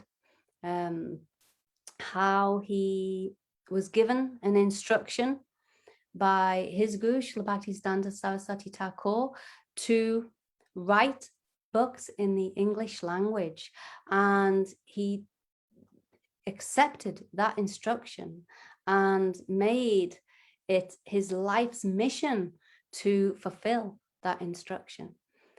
And even in his ripe old age, he went to America on a boat, a very, very dangerous passage, and so many obstacles were there. He had so many heart attacks, a few heart attacks on the way, and that he had no money, nothing, just a few books, Bhagavad Gita, I think maybe first volume Srimad Bhagavatam, and you know, even in the beginning, he was continuing his writing, but his typewriter got stolen, and his manuscript of Bhagavad Gita got stolen. So many obstacles, but yet he was so determined to go on in fulfilling this instruction that his guru had given him, and to spread the mission of Sri Chaitanya Mahaprabhu in the Western world. And he was highly successful, as we know. Otherwise we wouldn't be here today if it wasn't for his guru-nistha, actually. So what else was I going to say? Our Gurudev, he said, what are the symptoms of one who has guru-nistha? He said, even if one has a Nanya Bhakti, even to Srimati Radhika, but his Bhakti will be zero if he has no guru-nistha, great faith in Guru. And Srila Bhaktisiddhanta Saraswati Thakur, he said, what is guru-nistha? Actually, an intimate servitor is a devotee with guru-nistha, or one who has unflinching faith in and love for the lotus feet of Srila Gurudev. So Gurudev, our Gurudev, he said, what are the symptoms of one who has guru-nistha? He'll give proper respect even to a dog that's related to his guru. So anyone who's related to guru, then whether it be, a man, woman, who's devotee, not devotee, an animal, anyone who's related to his guru, especially like godbrothers, god sisters, then that true disciple will have so much love and affection, respect for his godbrothers, for also the godbrothers of his guru. That's also there. So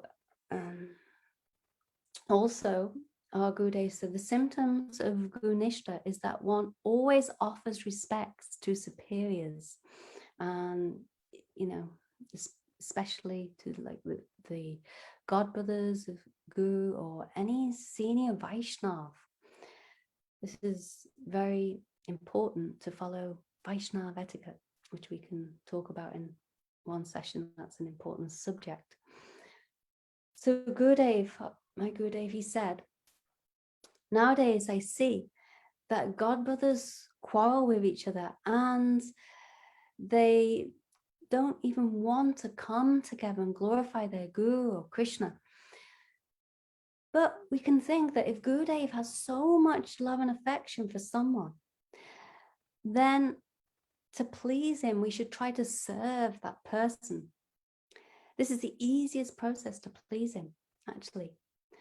Otherwise, if we're always quarreling with each other, then after some time, he said, you'll go away. Even if you have no guru-nistha, then, even if someone has, really not very much guru-nistha, practically no guru-nistha, then what will happen to that person? Then he may become very weak in his practices, and he may lose taste, and he may be taken away by Maya. So it's very, very important to have guru-nistha. Like our Gurudev always said, guru-nistha is the backbone of bhakti. The backbone means that without your backbone in your back, you cannot even stand. So without guru-nistha, we cannot stand, or we cannot stand means on this path of bhakti, we cannot stand, and we cannot go on serving. So a sat shishya sacrifices everything for the sake of pleasing his guru and continues to serve, never complaining, even in the midst of countless obstacles. In fact, he will feel great joy to accept any difficulty or inconvenience for the pleasure of his guru, as his sole aim is to please his guru. So then there's many examples of this, but I can tell very briefly this story that Manini Radhadidi mentioned about Aruni. He's a disciple of his guru, Dharma Rishi. So one day, Dharma Rishi, he decided to test his disciple Aruni, and just to see how surrendered he was. So then he called him and he said, oh, it's raining, a night is coming. So you should go at once to the rice fields and collect water to irrigate his paddy. So then he said, you must reinforce the dam so that water doesn't go to the other fields, because the dam is little broken. So then that field was some distance away. And that time it was pouring down with rain. It was a great storm and so much rain. And it was extremely cold. Rooney, he had no umbrella. He had nothing to protect him from this storm, this rain. So even in these severe conditions, what did he do? He went out And he went to that field. It's good, they told him, with just a spade. And when he arrived, he saw the condition of the field. He saw the condition of the dam, and it was quite broken. So then he thought what to do. So he took his spade, his guru had given him, and he started digging and taking earth and taking that earth mud and tried to fill in the gap where the dam had broken. But no matter how much he tried, he failed. He couldn't possibly fill in that hole. So then he thought, what to do? The rain is pouring down, and it's washing away all the earth that I'm placing here. So what can I do? And then he thought, I'll have to think of some other means to fill this hole. So then he thought, no matter what, I have to accomplish this task. What can I do? And he thought of an idea. He thought, the only way I can accomplish this task that my Gurudev has given is by using my very own body to fill in that gap. So then he decided to lay down where the hole is to stop that gushing rainwater from coming through. And so he lay there, and he was lying there freezing cold because of the freezing cold water gushing through, and he was stopping some of that water. And he lay there the whole night like this. He was freezing, trembling, and like almost dying in the cold. So then the following morning, his guru, he was wondering, where is my disciple Aruni? What happened to him? He didn't return. Where's he gone? So then he was told that Aruni is still out serving. And Domi Rishi, he said, okay, I must go and find my disciple. And he was going and calling out, oh, Aruni, Aruni, oh, Aruni, where are you? And then he heard this faint voice coming. Aruni was lying there. Oh, Gurudev, I'm here. I'm here. He was like a voice, like he was dying, almost dying. And his Gurudev thought, oh, what happened to my dear disciple? Oh, Aruni. He looked and he saw him in this very emaciated condition. He was very weak and completely wet, trembling from the severe cold and water. So then his heart melted, and he said, oh, Aruni, what have you done? Why are you doing like this? Why didn't you just come home? And then he gave him a blanket and he embraced him. And he said, oh, my dear disciple, oh, you've truly passed the test. And he blessed him. He said, placed his hand on his head.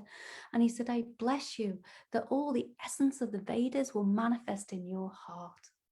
So like this is an example of guru-nistha, that no matter what instruction we're given from our guru, no matter what he tells us to do, whatever task we have to accomplish, then we will take that instruction and we will fulfill it no matter what, even if it's very difficult, even if there are so many obstacles. Still, we will try, and we will keep on trying to fulfill that instruction, to serve and please our Gurudev.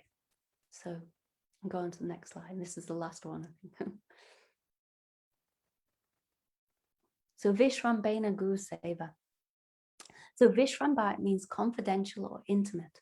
So Vishrambena Seva means that service that's performed in a spirit of great love friendship and intimacy, or service filled with mamatta or possessiveness, in the mood of a bosom friend.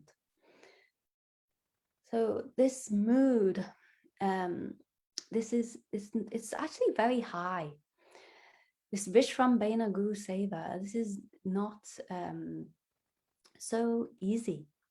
It's not for the neophyte disciple. What does it mean? Like a prana bandhu, like a bosom friend.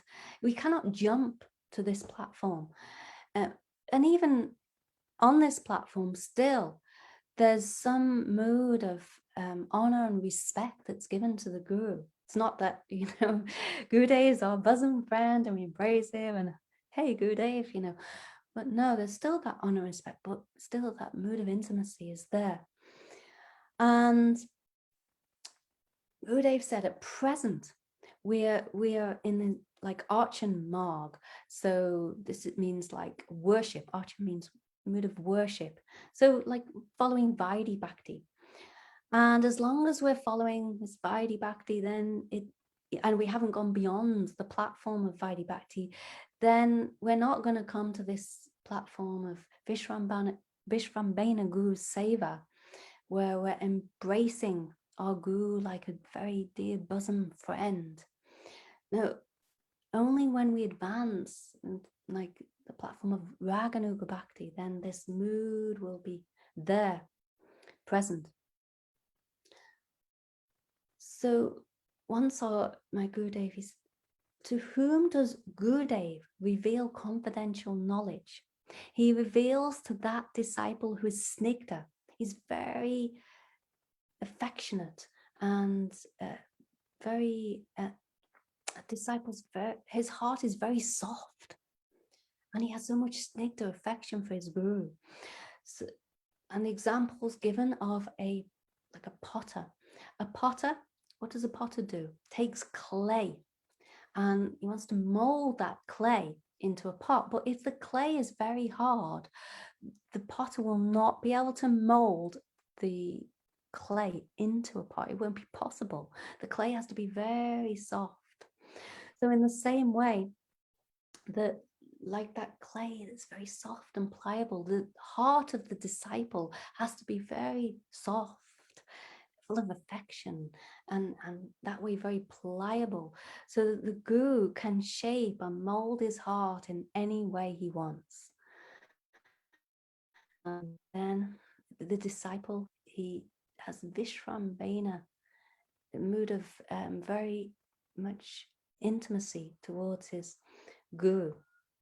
So then it says, one must serve Gurudev not only by words, but also by actions, internally and externally, by every means.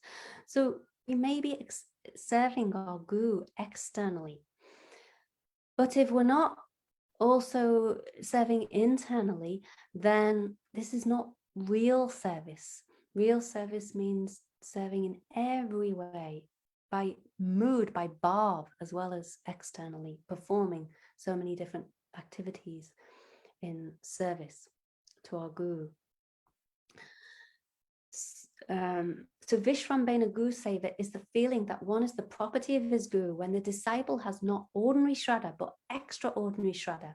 In other words, Vishesh Rupena Shraddha. Very special, extraordinary Shraddha, faith in the instructions of his Guru. Then he becomes qualified to perform Vishrambhena Guru Seva. So such a disciple will never have any doubt in the order of Guru, and so he'll never question it, but rather he'll deliberate on the glories of that order. So he won't think, oh, why is my Gurudev telling me to do this or telling me to do that? You know, he doesn't know me, he doesn't know me very well, or he doesn't know my heart, he doesn't know my capabilities, or you know, if someone has doubt, well, why is my Gurudev telling me to do that? That is very strange instruction. He won't feel like that at all. He'll never question.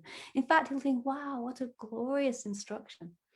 So Sat Shishya will understand the Manobishtam, innermost heart desire of his Guru, and fulfill that without any hesitation.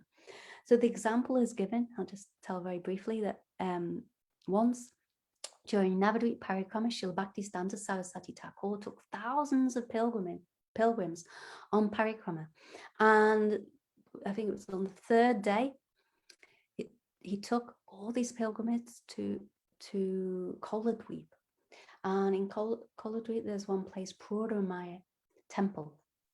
And just in front, that Puramaya Temple, then all of a sudden, from all sides, above, everywhere, there was bottles and bricks and sticks being thrown, and Srila Prabhupada and his disciples were being attacked like this. And you know, what did all the devotees, disciples, they all like so afraid, oh, what's happening, and they ran in fear of their lives, except for one disciple. And who was that? That was Vino Bihari Brahmachari. That is Param Gurudev, my Gurudev's Guru, Srila Bhakti Basics Goswami Maharaj. He didn't run anywhere. He stuck by the side of his Guru. Why? Because he wanted to protect his Guru from any harm. So he immediately took his Guru to one house. He knocked on the door of the house and said, please, please, give us entrance. And they let him in, him and Srila Prabhupada, Srila Bhaktisiddhanta Prabhupada inside. And then immediately, Vinod Bihari said, oh, Gurudev, you give me your sannyas vesh and you take my brahmachari vesh. He was in white at that time, white cloth. So they swapped cloth, and Vinod Bihari, as though like he took sannyas at that time, he took sannyas vesh, and then he somehow told Srila Prabhupada, Srila Bhaktisiddhanta Saraswati Thakur to go out and he would be safe. And then in the meantime, the police came and all the crowd was dispersed, and Vinod Bihari, he could go alone to Mayapur. So this was extraordinary Guru Seva, Vishvambhena Guru Seva. Not just anyone can do like this. This is very, very high class service, and this mood that such a disciple has is very, very elevated. So I think actually there's one more slide. We'll just say very briefly this very, very last slide before we have the final questions. Yes. The secret of success. Following the order of the Bonafide Guru is the only duty of the disciple, and this completely faithful execution of the order of the Guru is the secret of success. There is no possibility of attaining service to Shri Krishna without becoming the servant of the lotus feet of Shri Gurudev. If we serve Shri Gurudev with ardent love and devotion, profuse spiritual strength will enter our heart. So actually, I can definitely say that my Gurudev, he served his Guru with this mood of Vishvambhena Guru Seva. And even from when he first came, when he first joined the mat, he said, I told my Gurudev, I'm giving my heart to you. I'm totally surrendering to you, to lotus feet. And I'm giving the love and affection that I had for my wife, my children, my mother, father, and everything. I'm placing at your lotus feet. And like this, he said, my Gurudev, Srila Bhakti Basics Goswami Maharaj, his heart melted and tears came to his eyes. And he felt, oh, he said, I've never heard anyone say anything like this to me. And he accepted this mood of surrender, this Vishram, he was displaying Vishvambhena Guru Seva. And from that time, then he embraced my Gurudev. And from that time on, Gurudev continued in not only performing service, but he performed extraordinary guru seva. And he served not only his guru, but his Gurudev's godbrothers, and even some of the disciples of Srila Bhaktisiddhanta Saraswati Thakur. So Gurudev, he once said that due to this service that I rendered with love to my guru, now people all over the world are hearing from me. And this is all due to my Gurudev's mercy, Vaishnava's mercy. So if you surrender to Gurudev, then you will gain everything from him. You will gain everything to attain pure love and affection of Radha and Krishna, to attain perfection. So this is explained here, the secret of success. Just simply follow the order of one's guru somehow, because with the order, guru will empower you to follow that order. And without trying to follow Gurudev's order, then there's no possibility of attaining success, and not even possible to attain service of Radha and Krishna without first serving Guru and following his order. And by that, spiritual strength, so much Shakti, potency, like this is called Bal, spiritual strength will enter the heart. And then one can perform any service with this pure loving mood, and from that attain everything, pure love and affection. Okay, so you can go back. Sorry, it's questions, and I think, right? What was the next one to that? Yeah, questions, that's right. So we can go back just very briefly. Okay, so just quickly, what is guru-nistha? The backbone of bhakti. Strong faith that Guru is not an ordinary mortal being. He is completely transcendental, and his instructions are coming directly from Krishna himself. So an intimate servitor is a devotee with guru-nistha. That means unflinching faith in a love for lotus feet of Guru. So even if you have so much Ananya Bhakti means unalloyed devotion, one-pointed devotion to Srimati Radhika. Then if you don't have Guru Bhakti or Guru-nistha, then your Bhakti will be like zero.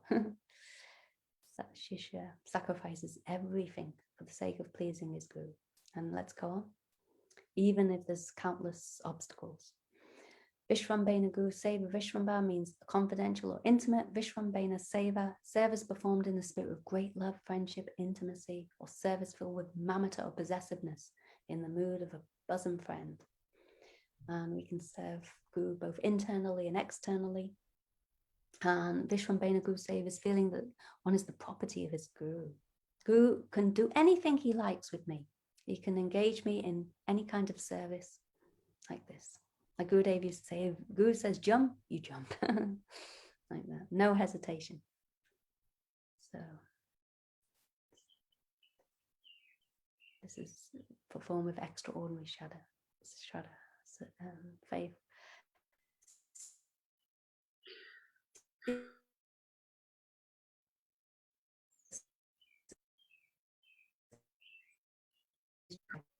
Possibly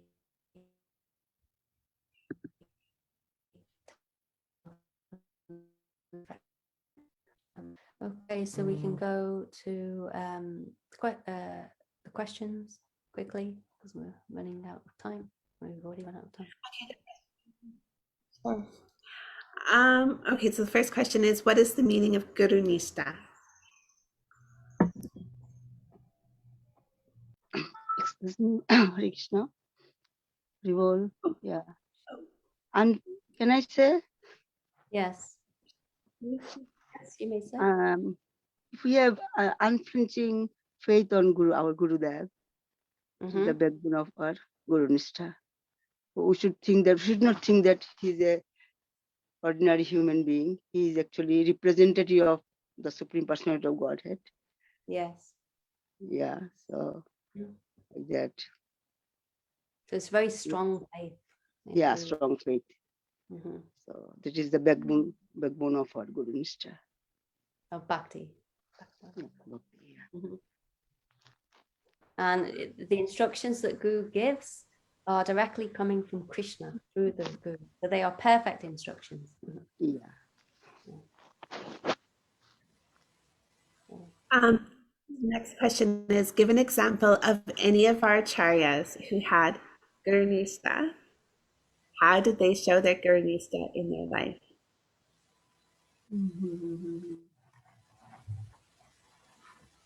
You don't have to give the same example as me. You can give any example. I was actually thinking of my own Gurudev who served my Gurudev is Srila Bhakti Vedanta Madhav Goswami Maharaj, who served Srila Gurudev Narayan Maharaj for over 31 years, like doing everything. I heard one story when Mukunda Prabhu told this to me, how they were traveling to some program and Srila Gurudev had to use the restroom, and they stopped at like a gas station and were getting gas, and my Gurudev jumped out of the car, and Mukunda was like, I was kind of surprised, but he like ran in first and he was like, oh, maybe he really had to go too, and then he was going to come back and get Gurudev, but he was in there for a few minutes and then he did come back and get Srila Gurudev.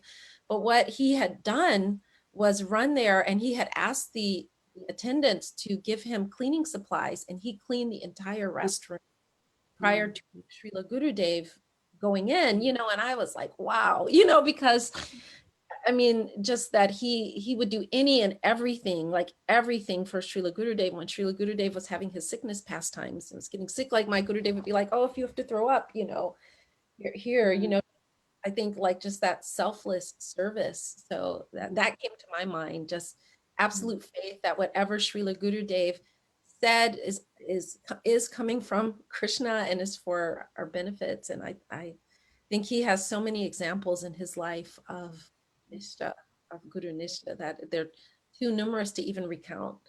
And I probably only know like very scratching the surface of any of them because I'm so new, but I feel very inspired by all of our acharyas. They all demonstrate this in so many ways. So Very nice. Thank you. And So- the last Yeah. last question is, what is the meaning of Vishvambena Guru Seva?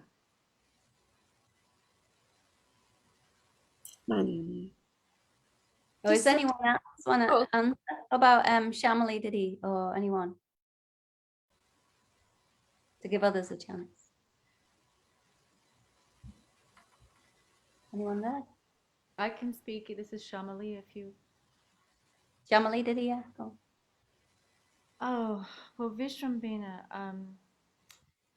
it means confidential or intimate. So it means with great love and affection, not with Aishwarya, but with that mood of great love and affection, that you'll do anything. And there's possessiveness, and Mani Radha's example of Madhav Maharaj and his complete dedication to Bhaktivedanta Narayan Goswami Maharaj is a beautiful example of that. And it's very rare, it's very high.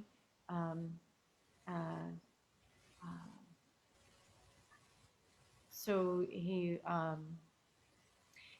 just wanted to mention also that Prabhupada chose Bhaktivedanta Narayan Goswami Maharaj to educate his students because of his guru-nistha. Bhaktivedanta Narayan Maharaj exemplified also complete dedication to his to Keshav Maharaj. So just wanted to offer that. I hope that answers your question. Yeah, definitely. Yeah. Yeah. So that one Vishwambena Guru Seva, one feels himself the property of his guru. So I'm my Gurudev's property. He can do with me as he wills. It's really full surrender. And yeah, like you said, that mood of possessiveness, mamata, that the disciple will have for his guru, and the guru will also have that for his disciple. So reciprocal, like that. Very beautiful. So, anything else you want to add? May I add just one thing? I just wanted to say also another example that you mentioned, Charu, is Srila Prabhupada himself just coming here, coming here so late in life with the health leelas going on, but because he had such nistha in his Gurudev, Bhakti Siddhanta Saraswati, that he's like, I must do this. And I thought that's really beautiful. Yes, definitely.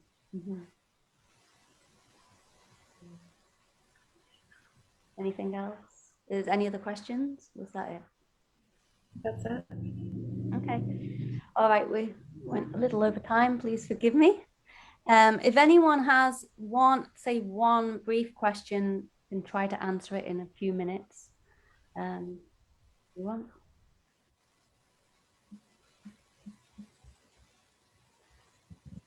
Anything in the chat? No, not today. Okay. Well, okay. If no one has any questions, I guess we can finish with a kirtan. Is there anyone there who wants to do some kirtan? Thank you all for attending. And next time, actually, the next slide we missed today because we went over time, so I couldn't finish. But there are 3 categories of Guru Seva. Guru Sevaks, I should say. 3 categories of Guru Sevaks. That is Kanishta, Madhyam, and Uttam Sevaks. And we can give examples of them and go on a little bit more to explain the qualities of Sat Sisya. And that will be the last session on this subject. Okay, thank you all. And who wants to sing kirtan? Anyone out there feels inspired? You'd like to sing?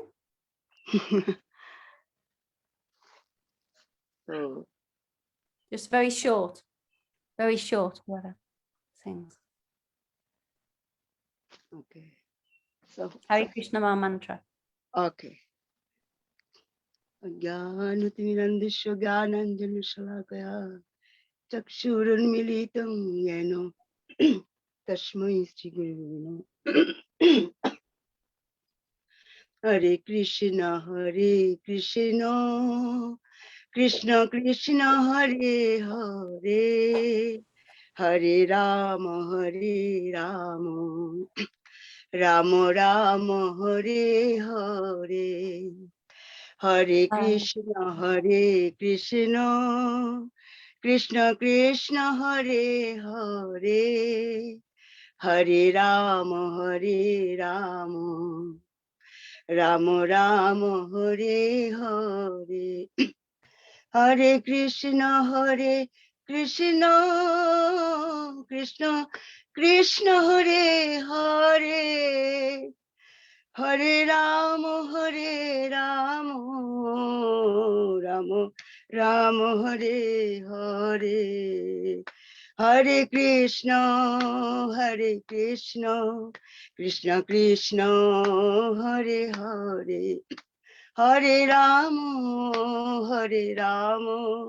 Rama Rama, Hare Hare. Hare Krishna,